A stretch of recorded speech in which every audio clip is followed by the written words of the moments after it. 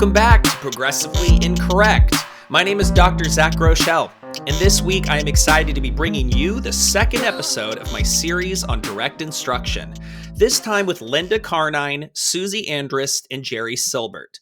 They are going to be talking about what it was like to be on the ground in their 20s in the largest education study in the history of education, which, despite it being akin to education's moon landing, is practically unknown amongst people who claim to be experts in education.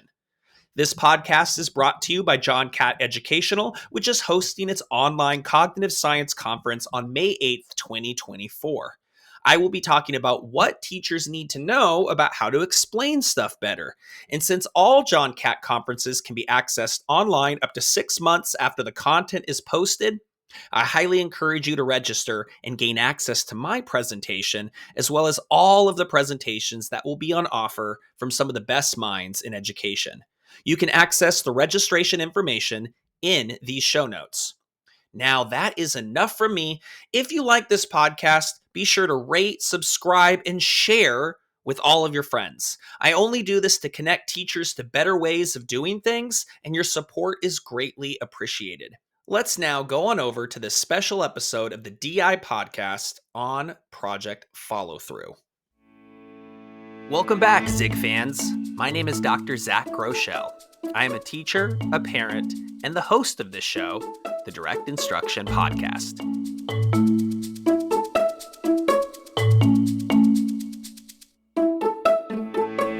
The DI podcast is brought to you by NIFTY, which stands for the National Institute for Direct Instruction. And today we are going to be talking about Project Follow-Through. I will be interviewing a panel consisting of Linda Carnine, Susie Andrist, and Jerry Silbert, three incredible people who were there on the ground during Project Follow-Through.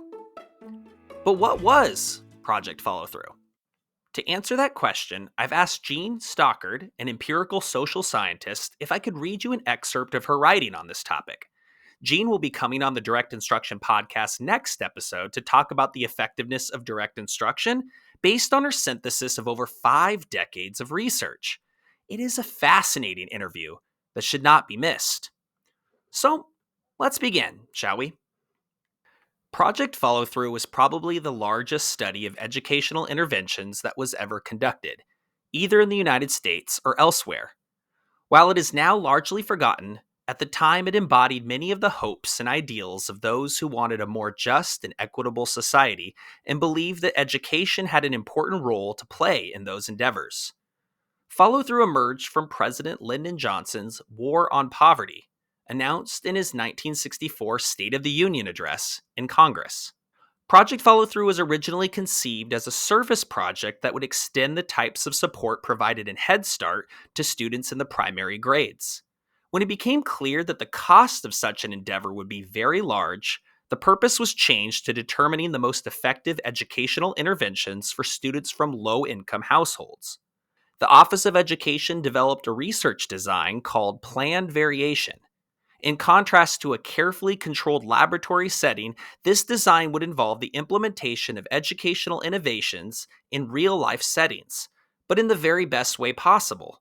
Sponsors of these innovations were required to provide the community with a well-defined, theoretically consistent, and coherent approach that could be adapted to local conditions. Participating districts received supplemental funding of $750 for each Project Follow-Through student to support additional costs for aids, materials, and staff travel.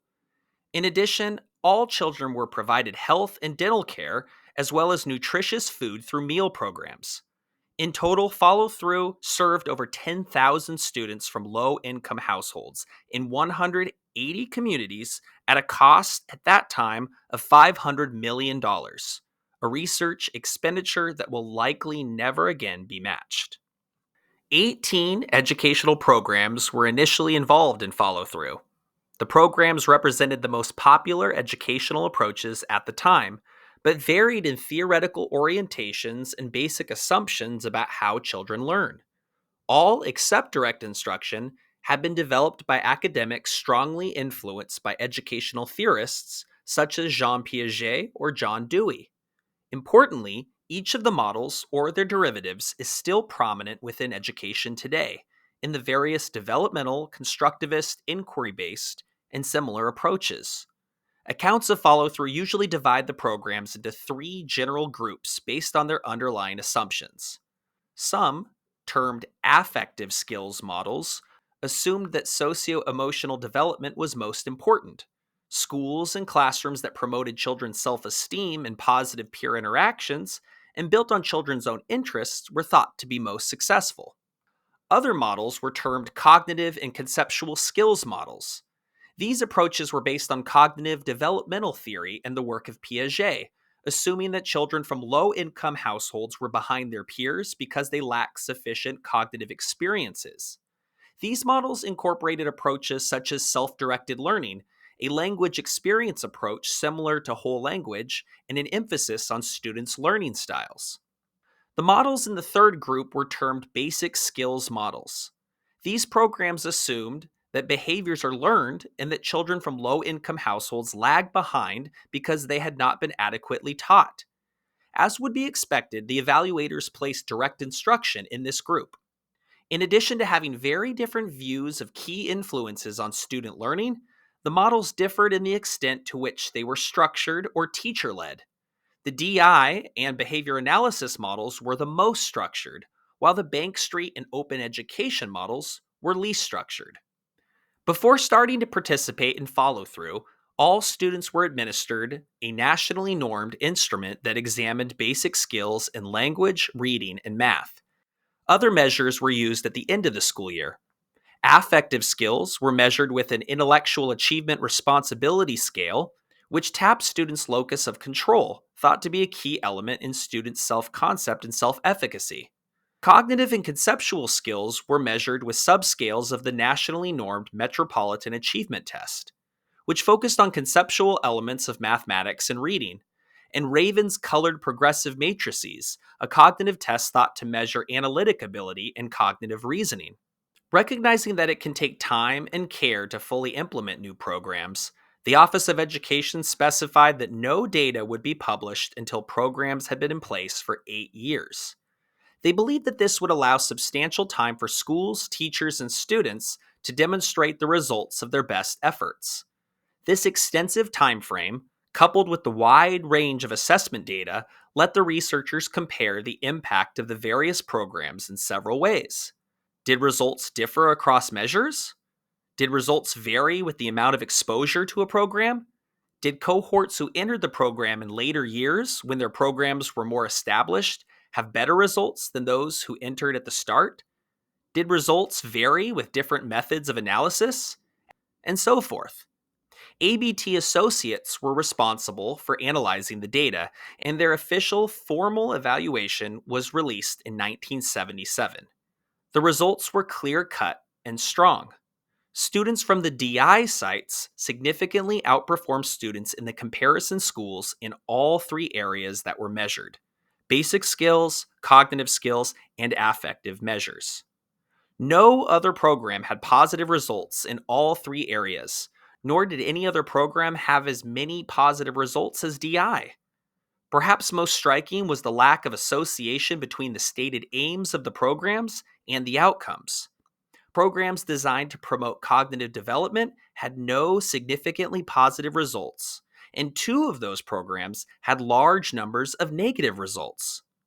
Similarly, none of the programs designed to promote affective skills had any positive significant results on the affective measures. The results were the same across all of the measures that were used, and with different types of comparisons and analysis. This pattern of strong results in favor of direct instruction held when results were examined separately by race, ethnicity, geographical region, years of exposure to the program, and initial test results. Even though the first official results of follow through were not published until 1977, preliminary results were available to sponsors by 1974. These reports made it clear that direct instruction, and to a lesser extent, the behavioral analysis model, were the only approaches that were successful. As one could expect, these findings and the prospect of them becoming widely known were deeply disturbing to the sponsors of other programs. The other programs reflected deep-seated beliefs within the educational establishment, such as the importance of developmental and cognitive factors in promoting student achievement. Any indication that they were not effective could represent a profound change to their legitimacy. As one observer put it, the preliminary results from follow through were a horrifying surprise to these sponsors. At the same time, most people affiliated with these sponsors were established figures in education with strong ties to foundations and federal funding agencies. They used their power and connections to counter the ABT report and eventually prevent the findings from having any influence on educational policy. With funding from the Ford Foundation, a panel of 4 education professors published a critique of follow through's evaluation. They suggested that the outcome measures were unfairly selected and inappropriate, even though all sponsors had approved their use. They also claimed that the primary statistical technique, analysis of covariance, was controversial, a notion that would seem odd to most statisticians today as well as at that time. Most important, they challenged the central original stated purpose of the project, finding which model works best, claiming that it was inappropriate. Instead, they argued the evaluation should have addressed questions such as what makes the models work, or how can one make the models work better?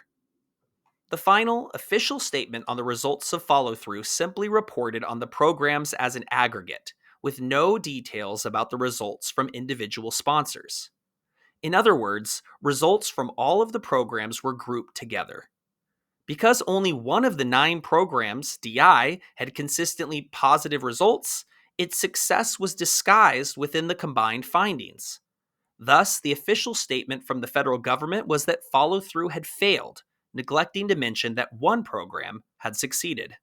In subsequent years, the programs that were found to be ineffective in follow through have continued to receive substantial federal funding, and there has been no official acknowledgement of differences in their performance. The federal government continues to spend extraordinary amounts of money to revisit the original question posed by follow through, trying to determine what are the most effective educational interventions, apparently with no recognition of the results obtained in that project. Now, more than 50 years after the start of Project Follow Through, I'm excited to bring to you an interview with 3 of the pioneers of direct instruction: Linda Carnine, Susie Andrist, and Jerry Silbert. Let's go over to them now.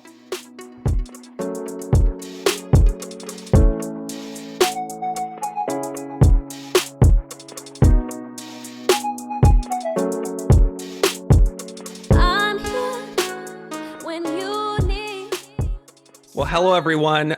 This is really an exciting treat, I think, for everyone who's tuning in right now. This is where I get to talk to people that were actually involved with Project Follow Through. Let's start with Linda Carnine. I'm getting a little bit starstruck sitting here because these are folks that I think are really heroes to education in a lot of ways. Linda, let's start with you. Can you go ahead and introduce yourself and kind of what you're all about? Yeah, I'm Linda Carnine. My maiden name was Linda McRoberts, and I met Doug through all this project, and we've been married for 4 years. Anyway, I went to the University of Illinois in the fall of '67, met Susie right after '68 began, and I was there to study psychology of classroom learning and wasn't real impressed with all the psychology classes I was taking. They were good, but I thought they were kind of irrelevant. And I was going to study secondary language acquisition. The professor was gone.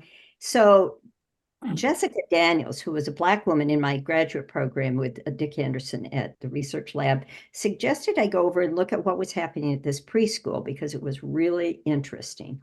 And she was talking about Ziggy's preschool program at that time with Carl Breider, who was just leaving the project.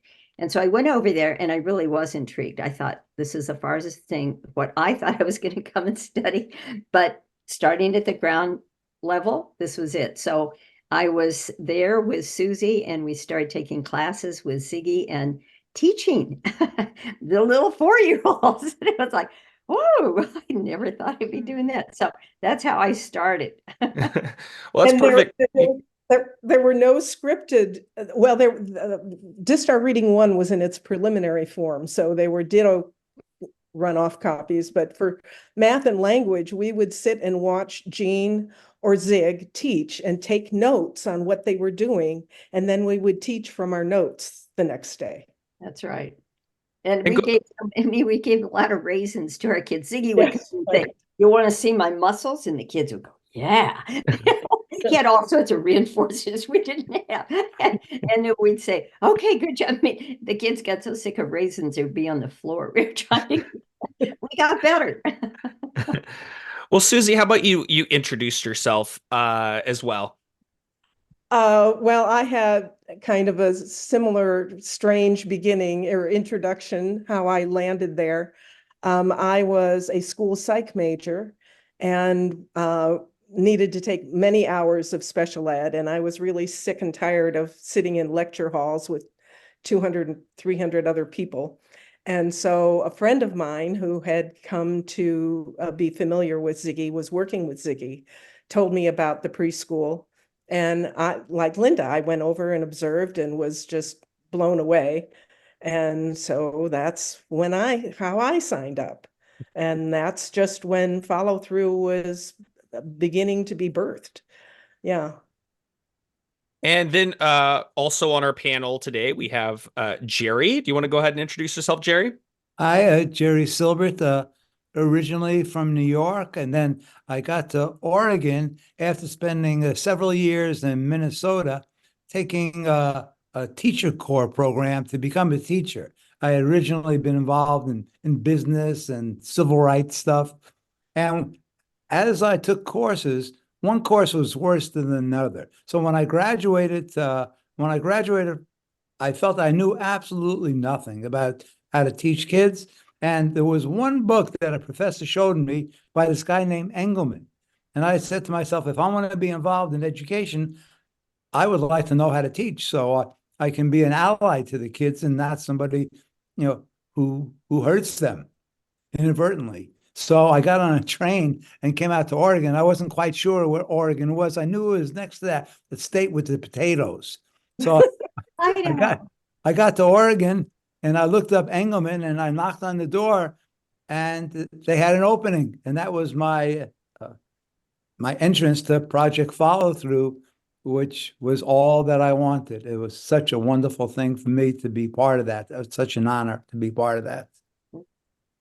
Wow. So this is how you all started with kind of direct instruction, which you were saying there was kind of an early version, which I think the last episodes alluded to, maybe more general principles based on sort of the work of Ziggy, like actually teaching.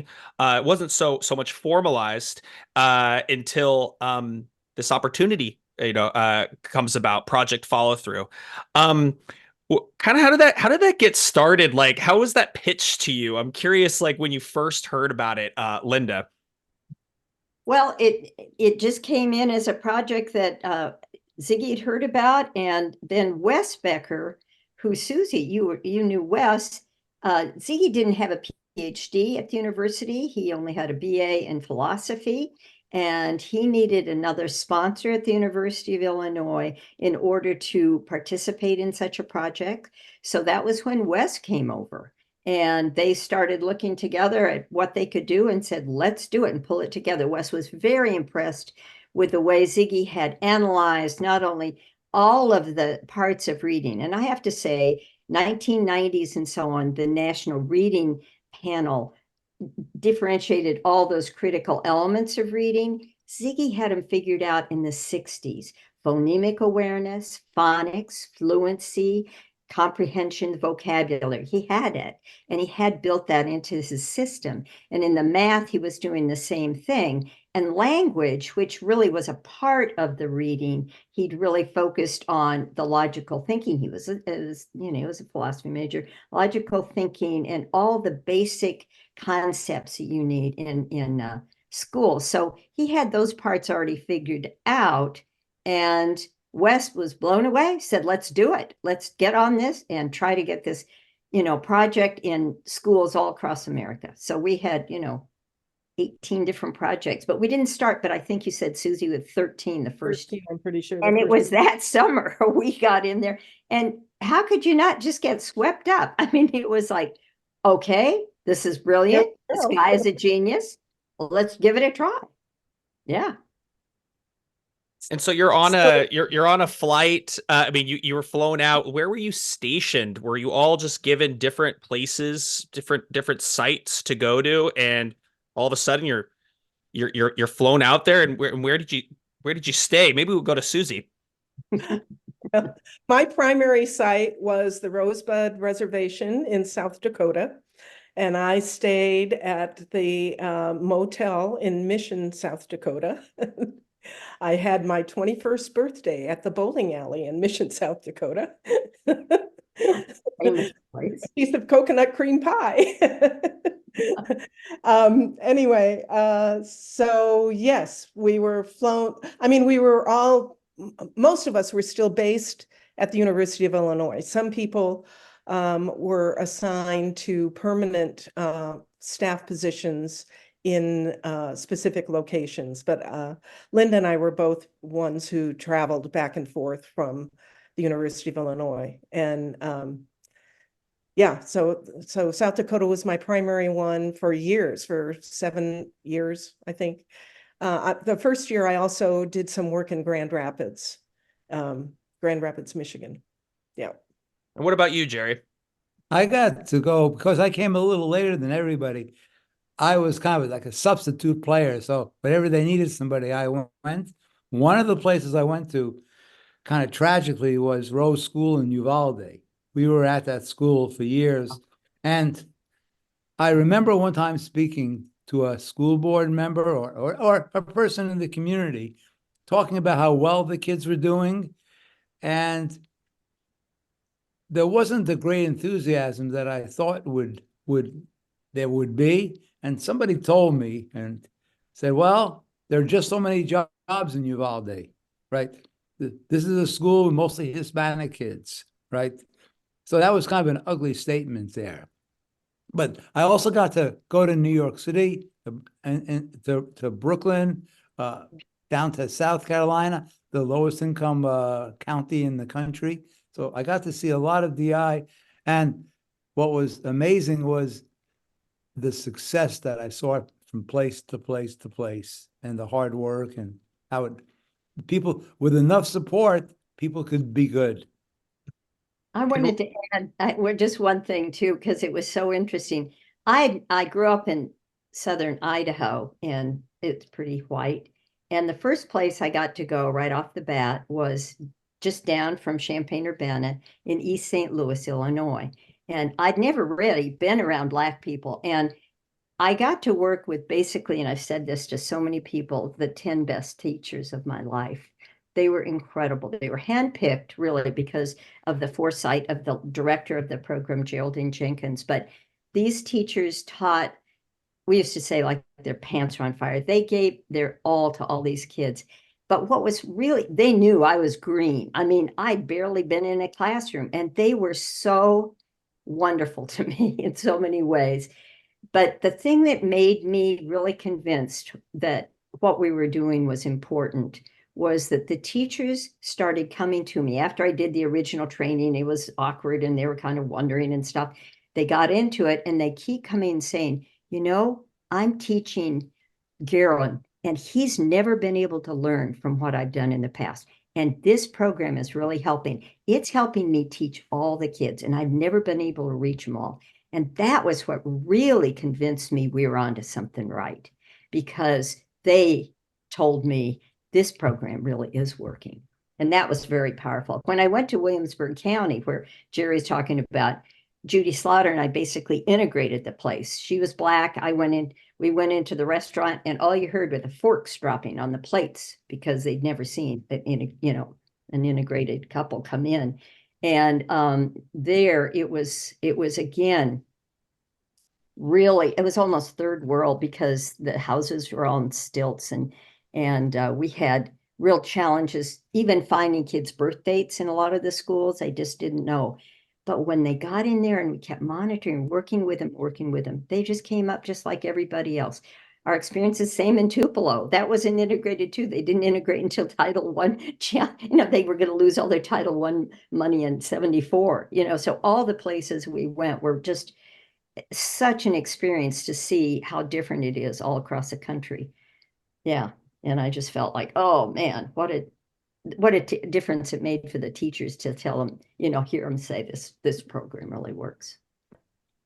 And you all touched on it a little bit, but you were early 20s. I know personally as someone who's younger and is working with older teachers, or, we've always done it this way. The school kind of has its own ethos, its own traditions, and you're coming in with this really really weird program to a lot of people, right? I mean, we're talking about something instructional groupings by a pretest. We're talking about choral responses. We're talking about scripting.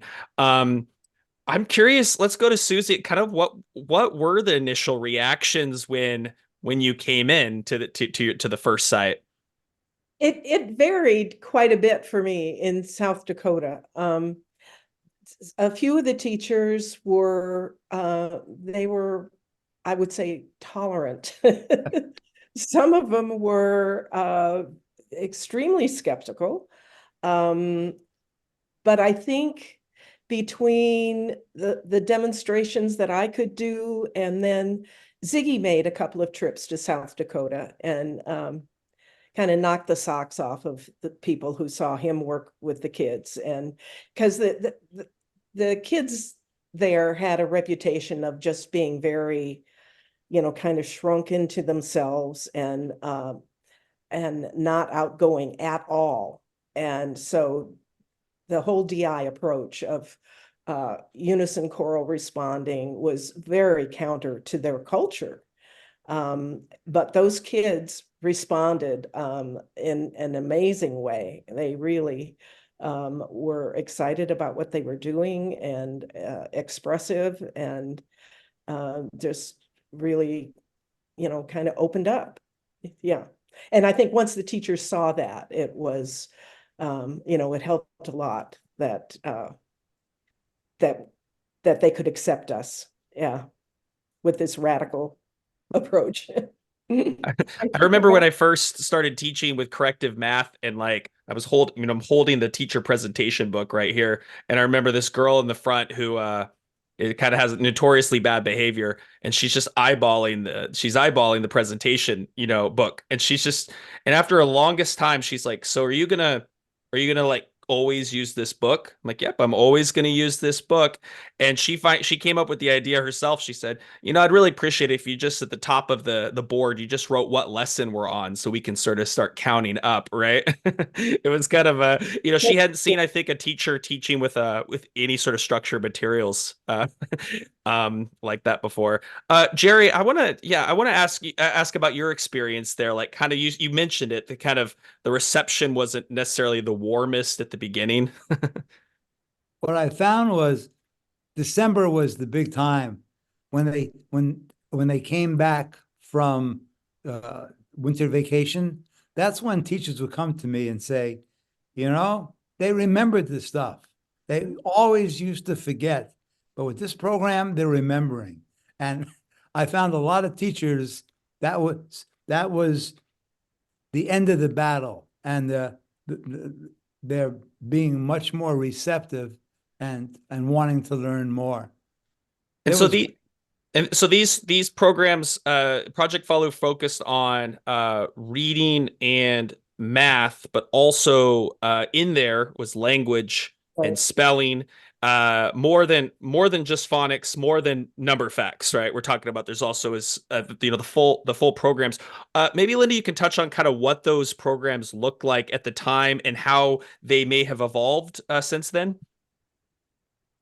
Yeah, like Susie and I were talking about, there was the mimeograph blue copies that we were literally taking with us that people were working from. And the reading was mostly laid out. It was clear. I think Doug and I worked on the math, and that was kind of the last one to get cleaned up. But the hardest one to get put into a scripted presentation was, I think, the language program, because it was very interactive, but you were dealing with the younger kids with real objects, and you were talking about where the, is the pen on the table? Is it pen on the table? You're doing all these things interactively, and we had to get that moved into something that you could send out that teachers could use. So in some respects, a language program was never able to be translated as dynamically as the other programs were, I think, for teaching. But nonetheless, it worked amazingly well.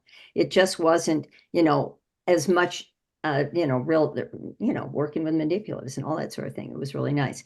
The thing that I wanted to say, though, that I think made such a difference, and I work with a lot of places where the teachers weren't very good. I can say I worked for 10 years in Cherokee, North Carolina. It was a BIA school, and they were all white teachers. And I mean, I had a kindergarten teacher, never learned the names of the kids in the class the whole year, threw a truck at a kid. I mean, just not great folks in terms of what they wanted to do there. And what made the huge difference to me with follow through is we had $750 per student that was given to the schools every year.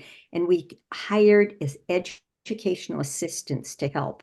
So the educational assistants were usually high school graduates in the area. Tupelo, it made such an incredible difference. The teachers' education levels weren't that high either in a lot of these places. And these young high school grads came in and they would teach alongside the teachers. So we would have 3 groups going at once. And out in South Dakota, we had young people, I mean, they would walk miles and miles to get to school, but they made such a tremendous difference. They were, very teachable. They didn't have college educations to kind of confuse them with some things. And they also had, they were just more competent. And that made a huge difference in teaching all the programs. Didn't you think so too, Jerry, from what you saw? Oh, yes. Yes. Isn't that interesting that a lot of times when you grow a lot of knowledge and expertise, that ends up sometimes being a barrier in some ways, right? Where you're right. Like I think nowadays we have paras and teaching assistants who can take up these materials and in a very short amount of time can really be creating great instruction but it's such a small subset of kids. You wish we didn't have this kind of philosophy that every teacher should design their own instruction and do their own thing. And that's like you were saying. I think a lot of people wouldn't know that about Project Follow, that a lot of the learning was delivered by teaching assistants in some of the sites. I think another thing that is important to realize is that a lot of these places where we worked were very isolated. And this is long before internet and any of that, where, they just kind of all reinforced each other in their erroneous beliefs of what was possible for the kids. Real attitudes that were problematic to overcome. Would you say that behavior, Susie, was something that all sites or many of the sites had to deal with? Like you were coming in, and a lot of the academic struggles may have come down to just student behavior being an issue. I don't think that was as true for the kids in South Dakota, because like I said, they tended to be very withdrawn and internalized. But when I went to more urban areas, I saw that a lot. Yeah, where there was a lot of acting out and more training required for the teachers to how to deal with the behavior. And that was what without just kicking the kids out of the class. I mean, that was really non-productive. But Wes Becker was really the main force in that, because we had built into all of the program implementations positive reinforcement for kids. And I just think like all students can succeed because they get success, and success breeds success. So the whole program was based on keeping those kids successful. And that's where all the, progress monitoring we did all the time, weekly reports, we looked at everything they were doing. And that really made a huge difference in the behavior. Once they realized that, oh, wow, I can get this, they were involved. And there's so much good, important pacing in what we did. I mean, we did a lot of stuff that gave them lots of opportunities to respond and be engaged. It wasn't a lot of yak, yak, yak from the teacher. It was constant interaction and responding from the kids. So behavior became much less problematic. Although, I mean, I went to Washington, D.C. They didn't have we went to Anacostia, and you couldn't even get a taxi driver to go there if you told him where you were going. You had to get some money kind of run up on some distance. Then you told him where you go because it was too dangerous. They didn't want to take you. But when we got there, the teachers everybody was on strike in the city. They didn't even have materials until April, if you can imagine. They had no clocks in the rooms. It was a disaster. And those teachers, once they got the materials, I mean, they just flew with it. They really, the kids work with them. I mean, those are the kinds of situations you saw. I mean, it was a quite chaotic, start for any project, but that's what's happening on in, various schools. And yeah, they just got the success, kept building on it. And that's what made the difference, I think. And I think that kind of change in the students' behavior because of their successes also changed the teachers' attitudes to the kids significantly.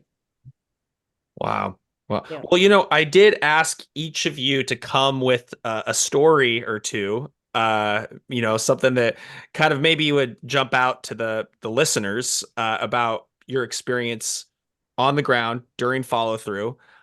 Should we go to some stories? Sure. Jerry, do you want to kick us off with one that you think maybe would interest listeners? Well, I was working with a teacher, and I was trying to teach the teacher one of the beginning reading skills of say ah, get ready, and the kids would say ah. And it took us about an hour and a half just to do that one simple thing. And I said to myself, I don't know about this person. And we worked, and she finally got it. And then I came back a couple of months later to watch, and she was doing this wonderful job with the kids. She said, every night I go home and my husband tries to run away, but I make him be the kid, and I practice and I practice and I practice. And now my kids can do it and I can do it. And it was such a nice feeling, and something that I saw over and over again. How many teachers work so hard with the kids, and that they got rewarded as the kids were successful. So the kids liked it and the teachers liked it. Thank you, Jerry. That's excellent. I thought you were gonna say, right, you came back and now she wasn't even using the script, right, or whatever, or whatever it was. But then what had happened was you came back and she had taken all of this to heart, and had really developed her skills. And by the time you came back, she was a different teacher than when you last saw her. Right. So it taught me something about keep on going with people, and it taught her something also. And the kids were the big winners. What about you, Linda? What do you have a story to share? Oh, I have plenty of scary stories. I mean, both Susie and I were young. I was, a little bit older than Susie, but not much. And when I was in East St. Louis, there were about 7 schools we were going to, and one of them was really pretty close to the other school. So I walked from one school to the other school, and the teachers, when I got there, they were absolutely horrified. They said, no, Linda, you never do that. You can't do that here. You got to take a taxi. They took such care of me. I was just protected by them. And I felt so, safe down there. I was with a community, but obviously I was the only white person I ever saw. And it was just really so cherishable that they took care of me like they did. In other places, like it wasn't quite as friendly. Going to Washington, D.C., it was like, pretty hostile, and people were not happy. They were just, they were in miserable conditions where they couldn't get what they needed. But I really felt like where most of the places we worked, once we established ourselves, they really embraced us and took care of us. Tupelo, they just kind of took care of you, even when you were sick on the weekends. Or, it was quite wonderful to see that. And yeah, a lot of scary things, but it's okay. There were always school buildings. I mean, I think they had the rudimentary buildings in place. They often didn't have adequate staff. I mean, out on the reservation, we even at St. Francis in at the mission, where, the Catholic mission, the teachers built a teepee. And the kids actually had, this is one of my favorite moments, language classes in the teepee. And at first, like I said, Susie was saying, they weren't really, comfortable answering, but they answered as a group. They loved that. Once we got into the teepee, it just had this great feel. Everybody really responded. They were a little shy when you ask individual questions, because that was where, you were standing out. But they got used to that. And there was just such a sense of success. Kids just loved it. I mean, they really did. They participated a lot in that. How about you, Susie? What did you bring for us?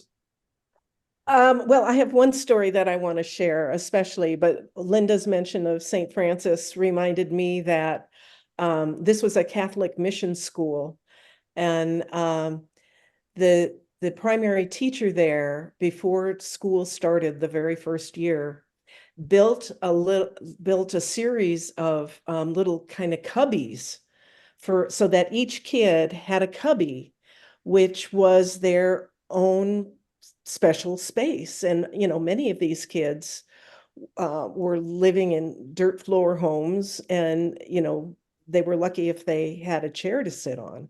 So having this special space was really remarkable, and they got to decorate them the way they wanted to. And that was very special. But the story that I wanted to share was when Ziggy came out. He came out twice. He went out to the Rosebud to present to the parent groups before they had decided on using the direct instruction model. And he did a demonstration with a group of kids that kind of took the roof off the place. It was so successful. But then he came back again several years later, and he was doing a demonstration group in one of the schools. And we didn't have any tangible reinforcers. So he just picked up some pebbles from outside, and he was using these pebbles as reinforcers for the kids, and talking about how smart they were as he gave them a pebble. And at the end of the group session, the kids went out to recess, and one kid ran outside and grabbed up a handful of pebbles and said, "Look how smart I am." Oh, that's funny. When you mentioned that, this is the first time I'm hearing of this, because I didn't really know how the sites chose their approach. Like, I didn't realize that they might have been exposed to to demonstrations of each of these materials. Maybe you could kind of touch on that, Linda. Like, how did the schools go into that decision, being informed when they ended up choosing their model? I think it varied tremendously, but Ziggy went around and did demonstrations like Susie was describing. And Wes, I mean, like I was in Cherokee, and Wes and the superintendent, just talked about, look what we can do with data. And Wes was very data driven. He was brilliant in that way. And the superintendent said, we need to do that here. We can do it. So it varied. In South Carolina, Mary Hoppe was an amazing woman. She kind of controlled the whole district, the financials and so on. And she was a white woman, and she always smoked with one of those cigarette cigarette holder. And I was very impressed. We would go in to talk with Mary, and she saw that vision of what we could do for these kids and really pulled it through and got the principals and teachers to do what they were going to do. So it varied a lot. Like in Tupelo, it's amazing. I'm sure it was a community selected it, but the principal was the only white principal in the district that would go to Green Street School. And she was pretty much isolated from the rest of the community because of that. But she was just fantastic with all the teachers and supported everyone. So every store, every place was a little bit different. I don't even know some of them, but Ziggy went where he could, and he was dynamic, and they just said, okay. Yeah. That's interesting. When he did these demonstrations, did he essentially have did he work off of the program, or did he kind of have a shtick that he always did every time? It was always different, I would say. Always and creative. I like the one I was there in South Dakota at the time. He said that they kept saying, "Oh, these kids won't respond for you," and he said, "Uh-huh." And he got him down, and in 2 seconds, he had him just talking and eating out of his hand. And then he taught him all sorts of interesting things about direction and nothing that's in the programs, but just all these things about directions. And he had the kids very accurately being able to do this, that, task after task. It was amazing. And, all the audience was saying, "Oh, he's never going to get him to respond." He blew him away. It was amazing. Yeah. So I do have this question for you then. When you signed up for this project, Yeah. for Project Follow Through, like what were your hopes for it? Like, did you think it would have a big impact on education when you started, when you volunteered to do it? Well, at first I was pretty naive. I just went school by school. But then later on, as I realized the big stakes that were at play, uh, I saw the potential to really dramatically improve education for low-income kids around the country. To imagine what could be done if, we had schools in which virtually all the kids were learning how to read in kindergarten. By first grade, they were fluent readers. And we could introduce the world of comprehension. We could introduce the world of all kinds of background information, because they were such good readers by the end of first grade. In second grade, you could do a lot of stuff in larger groups and just have all this potential to use money in a very smart way to help kids on a mammoth scale. And again, like I said before, we had the people who had been teachers who were ready to be trainers. They were mostly people of color who had been in these inner city schools and rural schools. And we were ready to go to change society for these low-income kids. That was my hope, and I'm still hoping for it. Yay. Well, it's great that you mentioned that, like the importance of really changing society, right? With in a lot of ways like a social justice initiative, and but unfortunately, a lot of times direct instruction, just explicit instruction in general, I think has been in phonics in more recently has been like associated with with not that. It's such a strange kind of reworking of what it seemed like the reality was just the people wanted to change lives for kids who really needed it. Well, yeah, I mean, I would say that at the outset, I wasn't thinking about the big picture like that at all. I was just very engrossed in, what was in front of me, which was, training these teachers and helping these kids. And it wasn't probably, it was several years into it before I realized what the possibilities were. And then when the data started coming out and we were looking so good compared to everybody else, then I got really excited about the possibilities because I felt like this could really change our society in a positive way. The whole thing kind of started at the end of the civil rights movement, and it was like this could be the fix that the civil rights movement still needed, which was educating these kids who had been so held back for so long. And so when the first data came out, it was very exciting. And then, of course, when the data just got buried, it was really depressing. And how did that come to you? Like, was that it seems like because you see that graphic of the 10 years all the time, it maybe people are in the impression that after 10 years the data came out, it was then suppressed, or like how did it come to you as you were involved in with the kids? Well, it came to me through Ziggy. I'm guessing that you didn't have the good fortune to ever know Ziggy, but he was brilliant, and he also had a temper that could fuel a fire.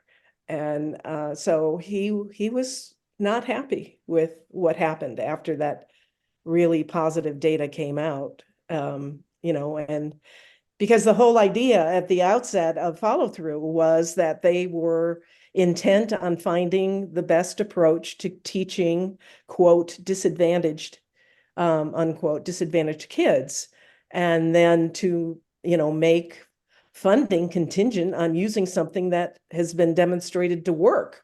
Duh. And then they didn't do that. They did the opposite. Yeah.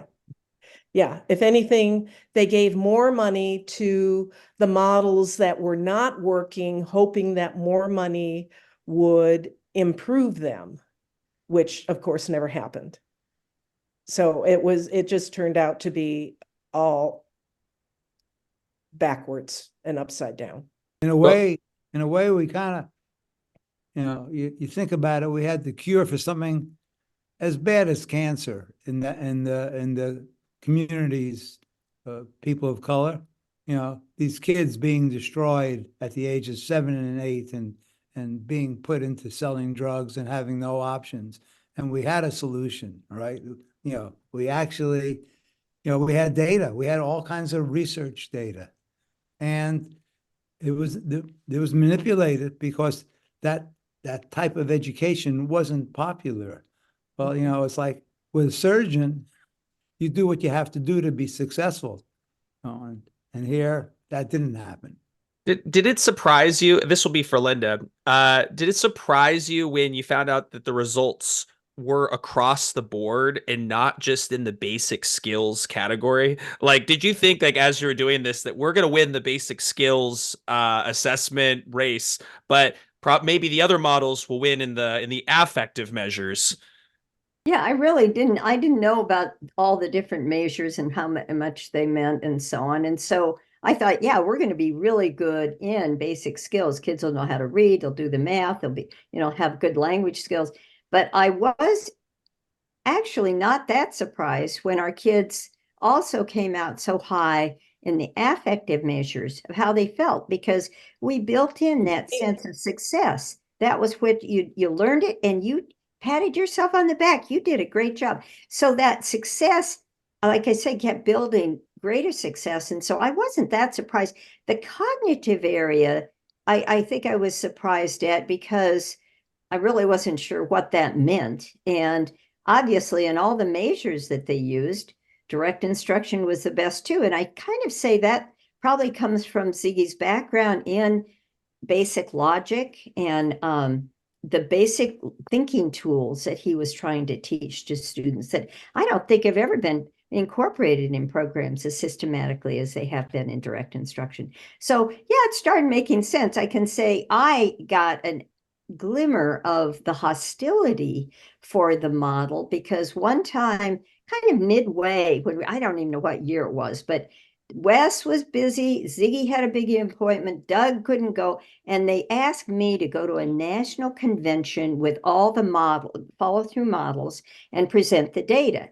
And I got there, and I really was young. I didn't have my PhD yet. I didn't, I'm supposed to stand up there in front of all these people, and we could name all these people that, had been doing these programs they love for a long time.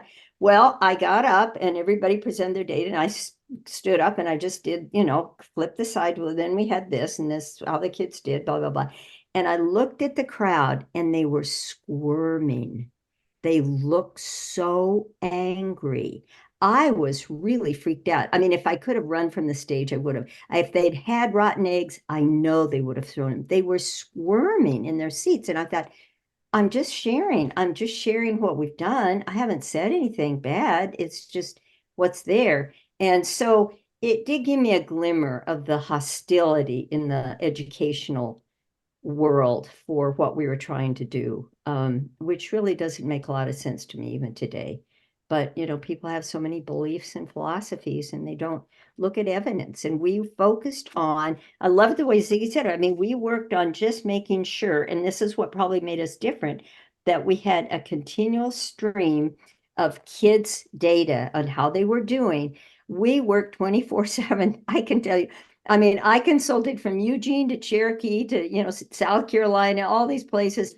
And all the way back, I worked on my data, summarized the reports. We had reports as project manager. Everybody reported to me all the different sites I had. We watched that. And if there were problems, we got in there and deal with it. We just didn't let anything go by.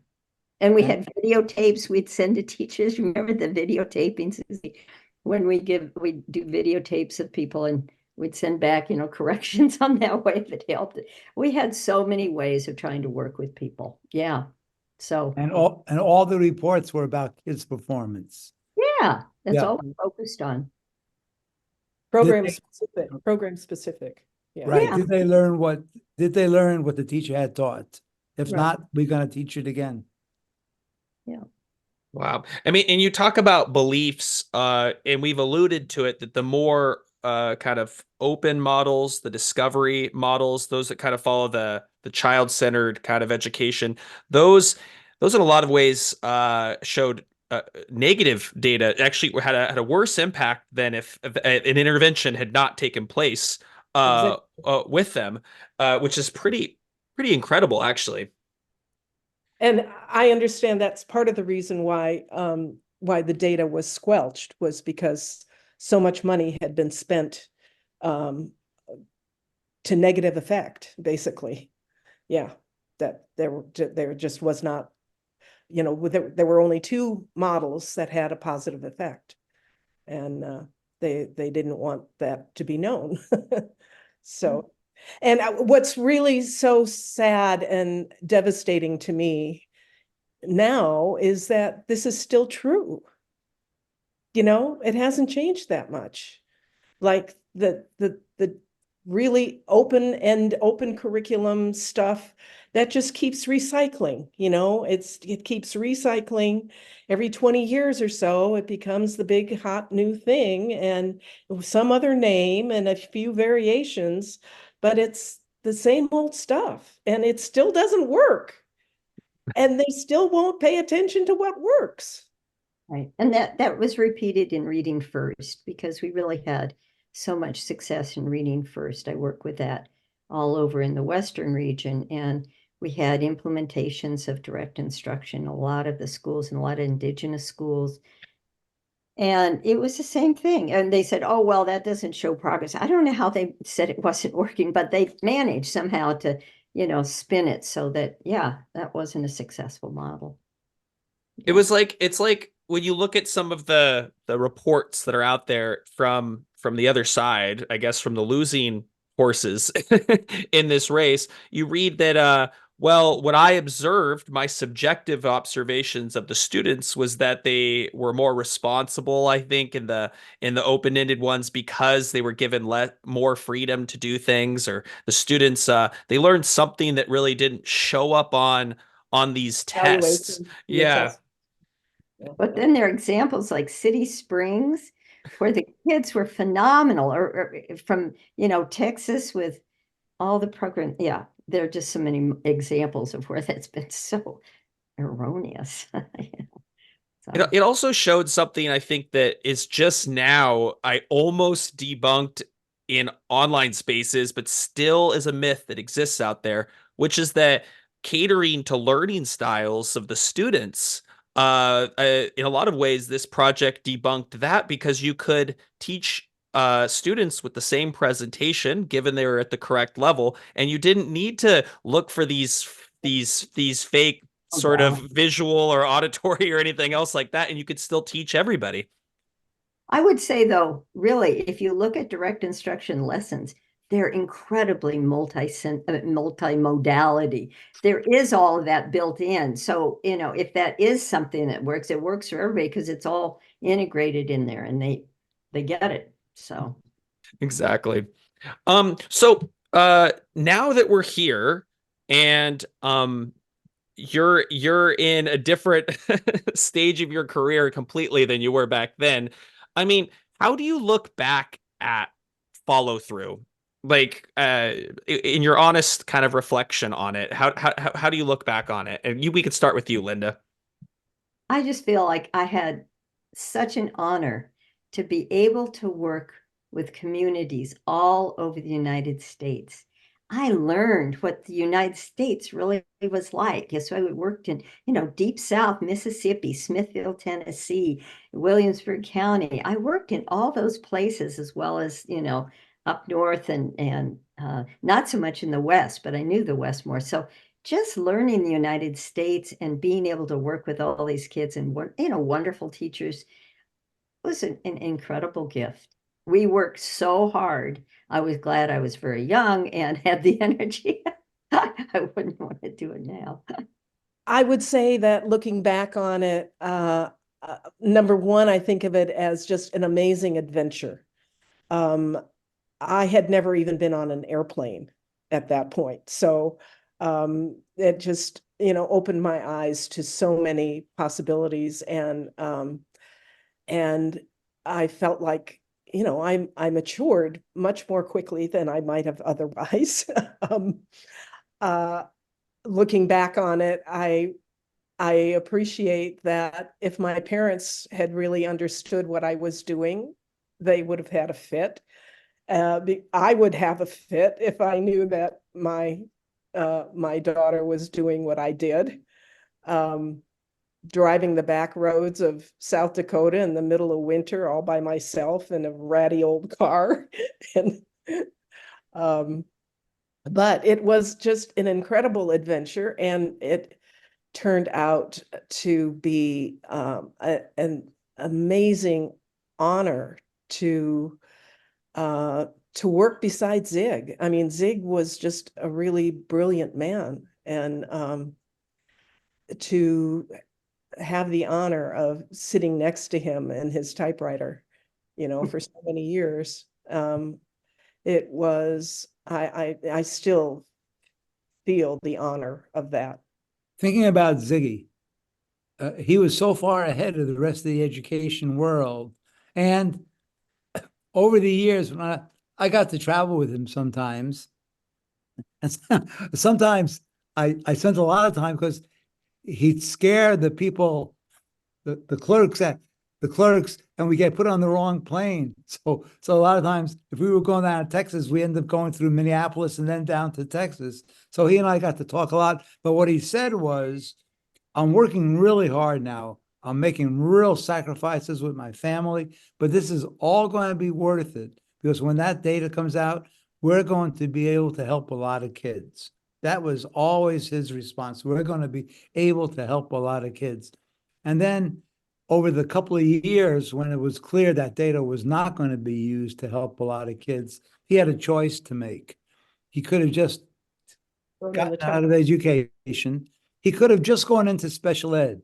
We worked with somebody from Frontline, and he was a reporter for Frontline. He said, if Ziggy gets into special ed, he'll be world recognized. He's so far ahead of everybody else.